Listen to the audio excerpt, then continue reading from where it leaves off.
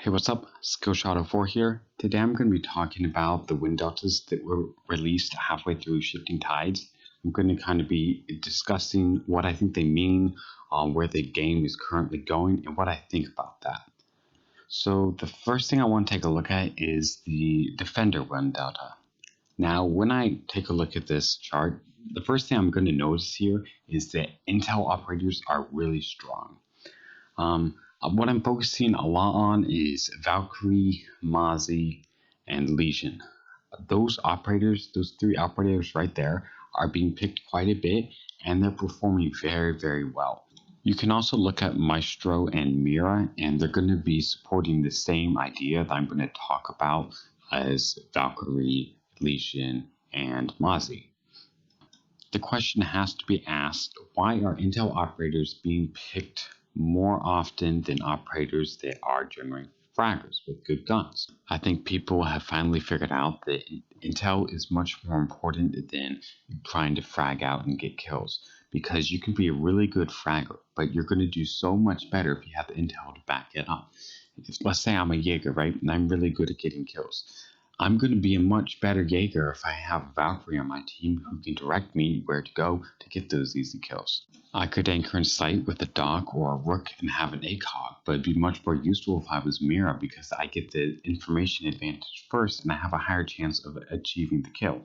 If you're playing Echo or Maestro, there's really no need to rush in and try to kill someone that's planting the diffuser if you know where they are and you know if they're faking it and you know if they're sticking it. There's a lot of stuff you can do if you have Intel operators on your team you can't do if you just have fraggers. And I think people finally realize that and they're starting to take advantage of it. So that's the first thing that jumped out to me when looking at the win deltas, and that's why I think the meta currently is for Siege. Now I wanted to kind of discuss what else is going on here. So you see that trap operators have a high success rate, but at the same time they have a really low pick rate. Now this can be a little bit hard to try to figure out. For instance, if you look at Kapkan, he has the highest win rate of all defenders. Now, does this mean Kapkan is God tier and he's the best defender in the game? I don't think so. If you look at his pick rate, it's very, very small.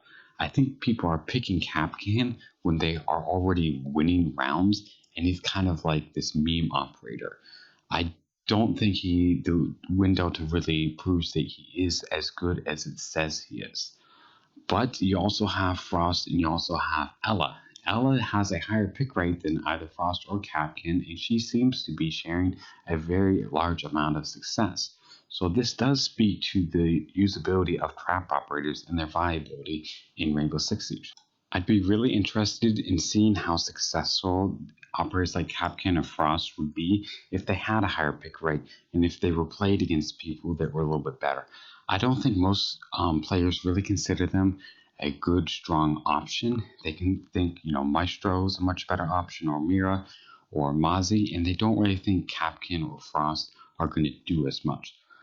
But I think if you play them correctly, and if you know how to play them, if you spend a lot of time playing them, then they can certainly be very powerful. And I think it'd be really interesting to see how useful they can get. For the rest of the win delta, it really just proves my point that information is key and information ops are the strongest. So in your games, I would recommend that you really start to incorporate information ops if you're not one of the players that normally plays them, because I think you'll see a big improvement in the outcome of your games. So if you move over to the attacker win delta for this season, I think you're going to kind of see the same thing. The exception to this would be Ashe. I believe Ashe is an exception because she's been around since the beginning of the game, and people have played her so many times and so much that they've really gotten used to playing with her, and they know all the ins and outs of everything to do with Ashe. Because of that, they've become really, really strong Ashe players.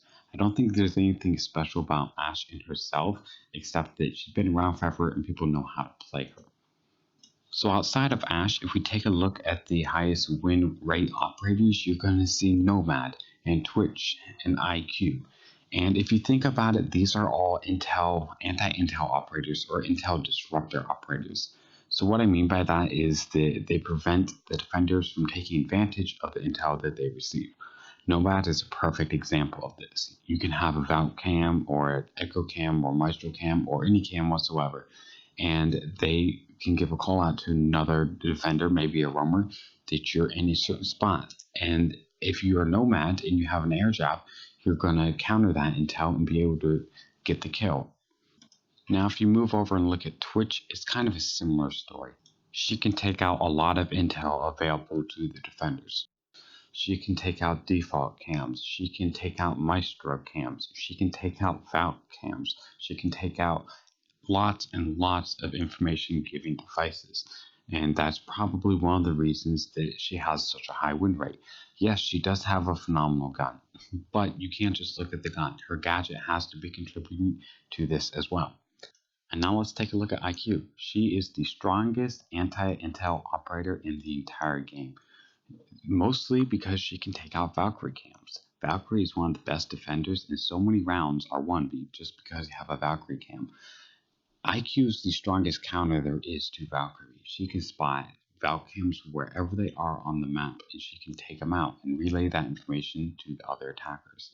So I think Nomad, IQ, and Twitch are clear examples of how strong anti-intel is on the attacker's side. Now, another operator that I want to kind of point out on the left side who doesn't have as strong of a presence but is still very useful in winning rounds is Dokkaebi. Outside of Jackal, Dokkaebi is the most useful, most powerful intel operator on attack. And I'm going to get to Jackal in just a second. I want to talk a little bit more about Dokkaebi. Dokkaebi is incredibly useful because she has a global ability, which means wherever you are on the map, it's going to affect all the defenders. So this helps out your entire team. She's a very team-based operator. She also gets access to cams if she gets a hold of a cell phone. That is very strong on the intel side of things. If you get a cell phone and you're playing Dokkaebi and you get those default cams and all the Valkyrie cams, that could win the entire round. So I think that people should really play Dokkaebi more because, as you can see with Windata, she's very useful and does a great job of winning rounds. That intel you can gain as Dokkaebi is just super valuable. Now I'm sure a lot of you are going to bring to light the point that I'm talking about intel being meta right now in Rainbow Six Siege, and yet Jackal does not have an abnormally large win rate, and he's arguably the most intel-based operator on attack. This is true. And I kind of want to talk about that. Why is that? Why is Jackal picked so much and yet he doesn't have that high of a win rate? Well, this is my opinion and I could be wrong. I'd be really interested in hearing what you think, but this is what I think. Jackal for the longest time was banned 90% of the time. He was banned almost every game. And I think that really helped people back from learning him and understanding how to play him. Recently in this season, they nerfed him, which decreased his ban rate, but I think a lot of people still didn't have the experience they needed to play Jackal effectively. And when people saw that Jackal wasn't being banned, they picked him because they thought Jackal was banned last season all the time, so he must be a really strong operator. I should pick him because we didn't ban him. But I don't think they have the know-how to play him correctly. Now, I could be wrong in this, but I think as the game progresses and people play Jackal more and more, I think you're going to see a higher win rate in the upcoming seasons. So I think the current meta on attack right now would be a combination of fraggers and intel operators. Because if you look at the utility operators, they score very low on the win rate, which surprises me. I mean, look at Capitao. He is the strongest utility operator in the game. He gets 2 fire bolts, and he gets 2 smoke bolts, and he gets flashes, or he gets a claymore. That's a lot of utility for one operator, and yet he has a very low win rate. The same, I would say, goes for both Sledge and Buck. They get a lot of utility and are very useful in their utility, but they're not winning rounds. The only operators that are strong in utility that have any sort of presence in win rate would be Hibana, Thermite, and Gridlock. Hibana and Thermite are always going to have a fairly decent or mid-range win rate because opening up walls is always very useful. But if you look at Gridlock, she has a very low pick rate. I believe that the reason she has a semi-high win rate or mid-range win rate is because when you put down your tracks, she gains intel.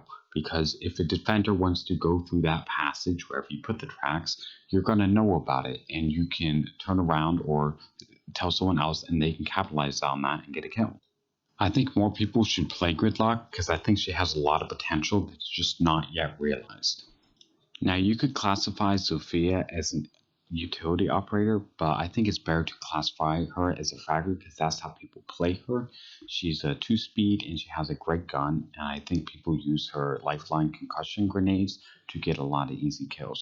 I believe she's the only utility based operator to really be used as a fragging operator.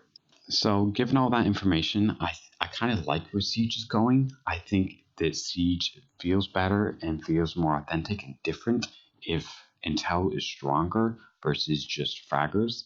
And so I kind of like where the direction the game is heading. I like to see where it continues to head.